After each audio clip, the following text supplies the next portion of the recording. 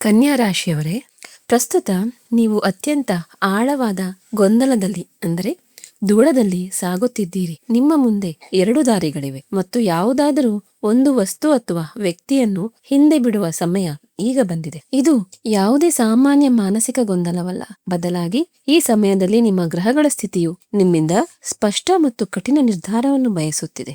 August 11 ಮತ್ತು 12ರಂದು ಸಂಭವಿಸುವ ಸೂರ್ಯಗ್ರಹಣವು ನಿಮ್ಮ 11ನೇ ಮನೆಯಲ್ಲಿ ಏಕಾದಶ ಭಾವದಲ್ಲಿ ಅಂತಹ ಪರಿಸ್ಥಿತಿಯನ್ನು ಸೃಷ್ಟಿಸುತ್ತಿದೆ. ಅಲ್ಲಿ ಯಾರು ನಿಜವಾಗಿಯೂ ನಿಮ್ಮೊಂದಿಗೆ ನಿಂತಿದ್ದಾರೆ ಮತ್ತು ಯಾರು ಕೇವಲ ತಮ್ಮ ಸ್ವಾರ್ಥಕ್ಕಾಗಿ ನಿಮ್ಮೊಂದಿಗೆ ಸಂಪರ್ಕ ಹೊಂದಿದ್ದಾರೆ ಎಂಬುದು ಸಂಪೂರ್ಣವಾಗಿ ಸ್ಪಷ್ಟವಾಗುತ್ತದೆ. ಇಂದು ನಾನು ಕನ್ಯಾ ರಾಶಿಯವರಿಗೆ ಆಗಸ್ಟ್ 10ರಿಂದ ಆಗಸ್ಟ್ 16, 2026ರವರೆಗಿನ ಗ್ರಹಗಳ ಸಂಚಾರ ಮತ್ತು ಅವುಗಳ ಪರಿಣಾಮಗಳ ನಿಖರವಾದ ವಿಶ್ಲೇಷಣೆಯನ್ನು ಮಾಡುತ್ತೇನೆ. ಈ ವಾರ ಸಾಮಾನ್ಯವಾದದ್ದಲ್ಲ. ಈ ಕಾಲಮಿತಿಯೊಳಗಡೆ ಸೂರ್ಯಗ್ರಹಣದ ಪ್ರಭಾವವಿದೆ, ಗ್ರಹಗಳ ದೊಡ್ಡ ರಾಶಿ ಬದಲಾವಣೆ ಇದೆ ಮತ್ತು ನಿಮ್ಮ 10ನೇ, 11ನೇ ಮತ್ತು 12ನೇ ಮನೆಯಲ್ಲಿ ಬಹಳ ಸ್ಪಷ್ಟವಾದ ಚಲನೆ ಉಂಟಾಗುತ್ತಿದೆ. ನಿಮ್ಮ ವೃತ್ತಿ ಜೀವನ, ಹಣದ ಹರಿವು, ಆರೋಗ್ಯ ಮತ್ತು ಸಂಬಂಧಗಳಲ್ಲಿ ಸಂಬಂಧಿಸಿದ ಪ್ರತಿಯೊಂದು ಅಂಶವನ್ನು ನಾವು ವಿವರವಾಗಿ ಅರ್ಥ ಮಾಡಿಕೊಳ್ಳೋಣ. ಇದರಿಂದ ನೀವು ಸರಿಯಾದ ನಿರ್ಧಾರವನ್ನು ತೆಗೆದುಕೊಳ್ಳಬಹುದು.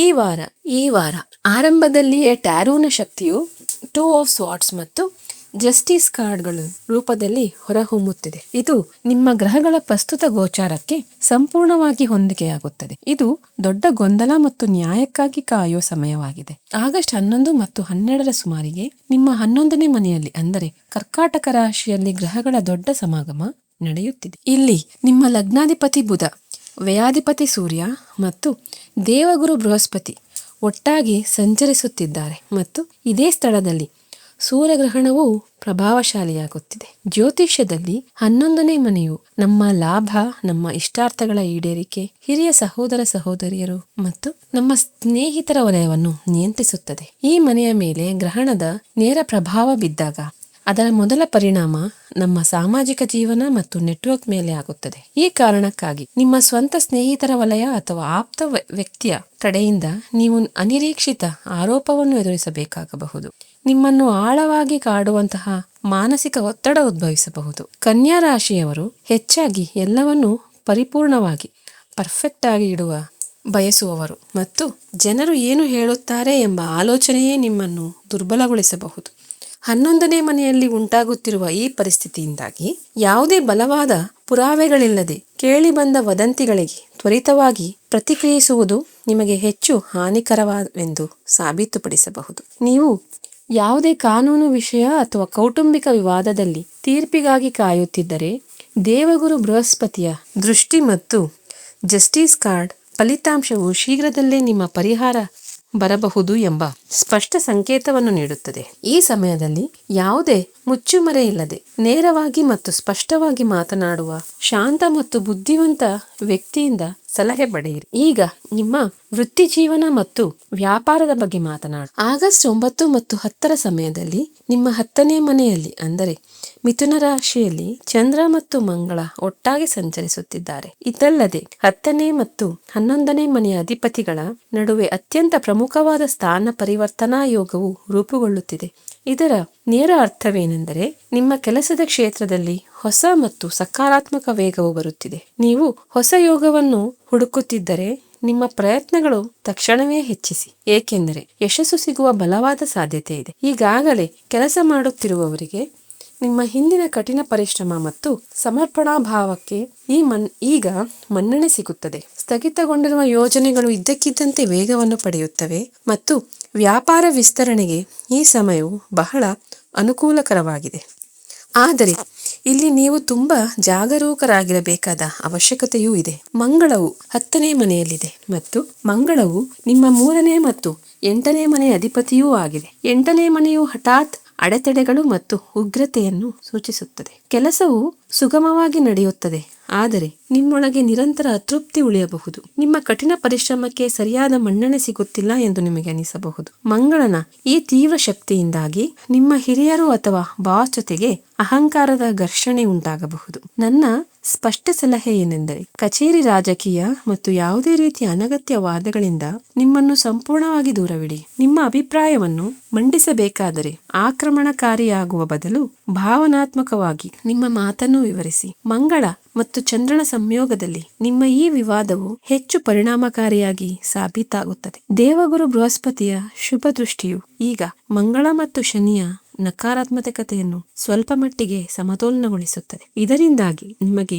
ಕೆಲಸದ ಕ್ಷೇತ್ರದಲ್ಲಿ ಸ್ಥಿರತೆ ಸಿಗುತ್ತದೆ. ಹಣದ ಹರಿವು ಮತ್ತು ಹಣಕಾಸಿನ ವಹಿವಾಟುಗಳಿಗೆ ಸಂಬಂಧಿಸಿದಂತೆ ಈ ವಾರವು ಹೆಚ್ಚಿನ ಎಚ್ಚರಿಕೆಯನ್ನು ಬಯಸುತ್ತದೆ. ಆಗಸ್ಟ್ 13ರಂದು ಚಂದ್ರನು ನಿಮ್ಮ 12ನೇ ಮನೆಯಾದ ಸಿಂಹ ರಾಶಿಯನ್ನು ಪ್ರವೇಶಿಸುತ್ತಾನೆ. ಅಲ್ಲಿ ಅವನು ಈಗಾಗಲೇ ಇರುವ ಕೇತುವನ್ನು ಎದುರಿಸುತ್ತಾನೆ. 12ನೇ ಮನೆಯು ಖರ್ಚು, ನಷ್ಟ ಮತ್ತು ವಿದೇಶವನ್ನು ಪ್ರತಿನಿಧಿಸುವ ಮನೆಯಾಗಿದೆ. ಇದರೊಂದಿಗೆ 11ನೇ ಮತ್ತು 12ನೇ ಮನೆಗಳ ನಡುವೆ ರಾಶಿ ಪರಿವರ್ತನಾ ಯೋಗವು ರೂಪುಗೊಳ್ಳುತ್ತಿದೆ. ಅಲ್ಲಿ ಸೂರ್ಯನು ಚಂದ್ರನ ಮನೆಯಲ್ಲಿ ಮತ್ತು ಚಂದ್ರನು ಸೂರ್ಯನ ಮನೆಯಲ್ಲಿದ್ದಾನೆ. ಇದನ್ನು ಬಹಳ ಸ್ಪಷ್ಟವಾಗಿ ಅರ್ಥ ಮಾಡಿಕೊಳ್ಳಿ. ಈ ವಾರ ನೀವು ಯಾರಿಗಾದರೂ ಹಣವನ್ನು ಸಾಲವಾಗಿ ನೀಡಿದರೆ ಆ ನಗದು ಹಿಂತಿರುಗುವುದು ಬಹುತೇಕ ಅಸಾಧ್ಯ. ನಿಮ್ಮಿಂದ ಈಗಾಗಲೇ ಹಣವನ್ನು ತೆಗೆದುಕೊಂಡವರು ಆಗಸ್ಟ್ 13 ಅಥವಾ 14ರ ಸುಮಾರಿಗೆ ಹಣವನ್ನು ಹಿಂದಿರುಗಿಸಲು ಸ್ಪಷ್ಟವಾಗಿ ನಿಮ್ಮಿಂದ ಈಗಾಗಲೇ ಹಣವನ್ನು ತೆಗೆದುಕೊಂಡವರು ಆಗಸ್ಟ್ 13 ಅಥವಾ 14ರ ಸುಮಾರಿಗೆ ಹಣವನ್ನು ಹಿಂದಿರುಗಿಸಲು ಸ್ಪಷ್ಟವಾಗಿ ನಿರಾಕರಿಸಬಹುದು ಅಥವಾ ಏನಾದರೂ ನೆಪ ಹೇಳಬಹುದು. ಈ ಆರ್ಥಿಕ ವಂಚನೆಯ ಪರಿಣಾಮವು ನಿಮ್ಮ ಬ್ಯಾಂಕ್ ಬ್ಯಾಲೆನ್ಸ್ನಿಂದ ನಿಮ್ಮ ಮಾನಸಿಕ ಆರೋಗ್ಯದ ಮೇಲೆ ಹೆಚ್ಚು ಬೀಳುತ್ತದೆ. ಈ ಆರ್ಥಿಕ ವಂಚನೆಯ ಪರಿಣಾಮವು ನಿಮ್ಮ ಬ್ಯಾಂಕ್ ಬ್ಯಾಲೆನ್ಸ್ಗಿಂತ ನಿಮ್ಮ ಮಾನಸಿಕ ಆರೋಗ್ಯದ ಮೇಲೆ ಹೆಚ್ಚು ಬೀಳುತ್ತದೆ. ಇದು ಹಠಾತ್ ಖರ್ಚುಗಳ ಸಮಯ. ಆದ್ದರಿಂದ ಈ ಇಡೀ ವಾರ ಯಾವುದೇ ವ್ಯಕ್ತಿಯ ಜಾಮೀನು ಅಥವಾ ಗ್ಯಾರಂಟಿ ತೆಗೆದುಕೊಳ್ಳಬೇಡಿ. ಆಸ್ತಿ ಮತ್ತು ರಿಯಲ್ ಎಸ್ಟೇಟ್ಗೆ ಸಂಬಂಧಿಸಿದ ಜನರು ತಮ್ಮ ದೊಡ್ಡ ಹೂಡಿಕೆಗಳನ್ನು ಕೆಲವು ದಿನಗಳವರೆಗೆ ತಡೆಹಿಡಿಯಬೇಕು. ನಿಮ್ಮ ಸಂಪೂರ್ಣ ಗಮನವು ಹಣವನ್ನು ಉಳಿಸುವ ಕಡೆಗೆ ಇರಬೇಕೇ ಹೊರತು ಆಡಂಬರಕ್ಕಾಗಿ ಅಥವಾ ಸ್ನೇಹಿತರ ಪಾರ್ಟಿಗಳಿಗಾಗಿ ಹಣವನ್ನು ಖರ್ಚು ಮಾಡುವ ಕಡೆ ಅಲ್ಲ. ನಿಮ್ಮ ಕೌಟುಂಬಿಕ ಜೀವನ ಮತ್ತು ಸಂಬಂಧಗಳ ಬಗ್ಗೆ ಮಾತನಾಡುವುದಾದರೆ ಲಗ್ನದಲ್ಲಿ ಶುಕ್ರನ ಸಂಚಾರವು ನಿಮಗೆ ಅತ್ಯಂತ ಸಕಾರಾತ್ಮಕ ಸಂಕೇತವಾಗಿದೆ. ಶುಕ್ರನು ಸೌಕರ್ಯಗಳು ಮತ್ತು ಐಷಾರಾಮಿ ಕಾರಕನಾಗಿದ್ದಾನೆ. ಇದು ನಿಮ್ಮ ಮನೆಯಲ್ಲಿ ಶಾಂತಿ ಮತ್ತು ಸುಖ ಸೌಕರ್ಯಗಳನ್ನು ಹೆಚ್ಚಿಸುತ್ತದೆ. ದಾಂಪತ್ಯ ಜೀವನದ ಹಳೆಯ ಗೊಂದಲಗಳು ಬಗೆಹರಿಯುವಂತೆ ತೋರುತ್ತದೆ ಮತ್ತು ವಿರೋಧಿಗಳಿಂದಲೂ ನೀವು ದೊಡ್ಡ ನೆಮ್ಮದಿಯನ್ನು ಪಡೆಯುತ್ತೀರಿ. ನಿಮ್ಮ ಬಹುಕಾಲದ ಆಸೆಯೊಂದು ಈ ಸಮಯದಲ್ಲಿ ಈಡೇರಬಹುದು. ಆದರೆ ನೀವು ವಿಶೇಷವಾಗಿ ಆಗಸ್ಟ್ 15ರ ದಿನಾಂಕವನ್ನು ನೆನಪಿನಲ್ಲಿಟ್ಟುಕೊಳ್ಳಬೇಕು.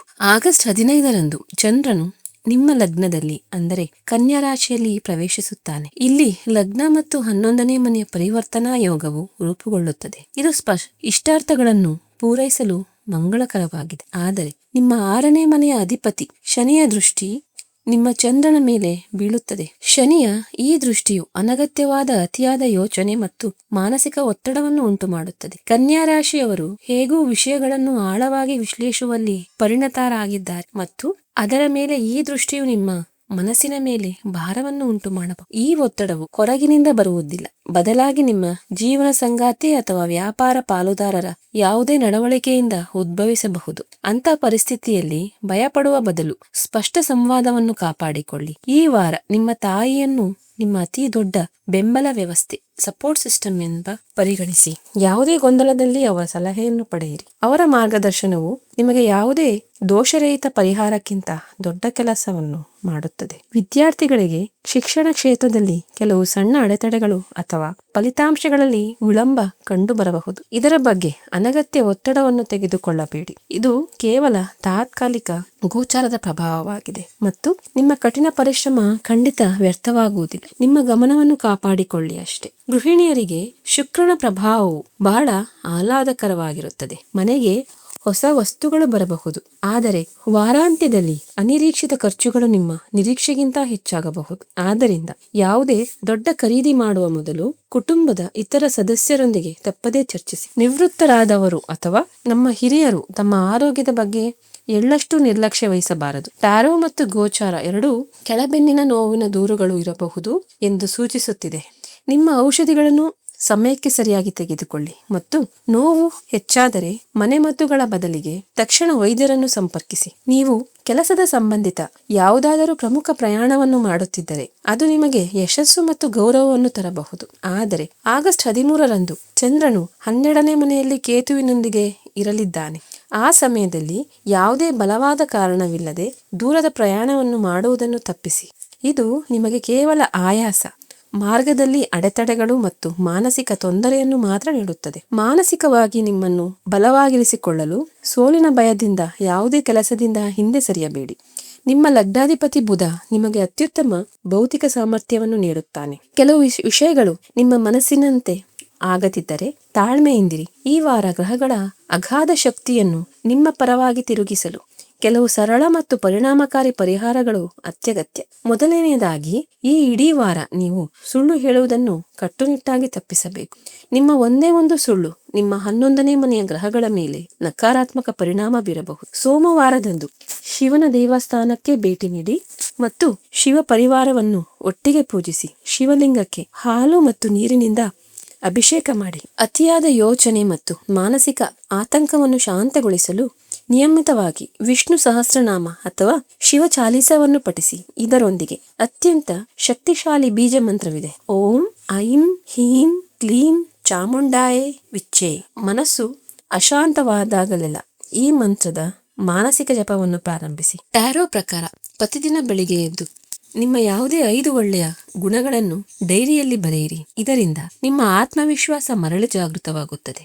ಜೊತೆಗೆ ಹನುಮಾನ್ ಚಾಲೀಸ ಪಠಿಸಲು ಪ್ರಾರಂಭಿಸಿ. ಮಹಾಬಲಿ ಶಾಂತಿ ಮತ್ತು ಸರಿಯಾದ ನಿರ್ಧಾರಗಳಿಗಾಗಿ ನಿಮ್ಮ ಮೊಬೈಲ್ ಫೋನ್ನ ವಾಲ್ಪೇಪರ್ನಲ್ಲಿ ನ್ಯಾಯದ ತಕ್ಕಡಿ ಅಥವಾ ಹನುಮಂತನ ಚಿತ್ರವನ್ನು ನೀವು ಇರಿಸಬಹುದು. ಈ ವಾರ ಯಾವುದೇ ದೊಡ್ಡ ನಿರ್ಧಾರ ತೆಗೆದುಕೊಳ್ಳಲು ಸೋಮವಾರ ಮತ್ತು ಬುಧವಾರ ಅತ್ಯಂತ ಶುಭವಾಗಿರುತ್ತದೆ ಮತ್ತು ನಿಮ್ಮ ಅದೃಷ್ಟದ ಬಣ್ಣ ಹಸಿರು. ಜ್ಯೋತಿಷ್ಯವು ನಮಗೆ ಮುಂಬರುವ ಸಮಯದ ಬಗ್ಗೆ ಮುನ್ಸೂಚನೆಯನ್ನು ಮಾತ್ರ ನೀಡುತ್ತದೆ. ನಮ್ಮ ಕಠಿಣ ಪರಿಶ್ರಮ, ನಮ್ಮ ಕರ್ಮ ಮತ್ತು ನಮ್ಮ ನಿಖರವಾದ ಪರಿಹಾರಗಳು ಗ್ರಹಗಳ ಈ ಪ್ರಭಾವಗಳಿಗೆ ಸರಿಯಾದ ನಿರ್ದೇಶನವನ್ನು ನೀಡುವ ಪೂರ್ಣ ಸಾಮರ್ಥ್ಯವನ್ನು ಹೊಂದಿದೆ. ನಿಮ್ಮ ಬಗ್ಗೆ ಕಾಳಜಿ ವಹಿಸಿ, ಶಾಂತವಾಗಿರಿ ಮತ್ತು ತಾಳ್ಮೆಯಿಂದ ಈ ಸಮಯವನ್ನು ನಿಮ್ಮ ಪರವಾಗಿ ತಿರುಗಿಸಿಕೊಳ್ಳಿ. ನಮಸ್ಕಾರ.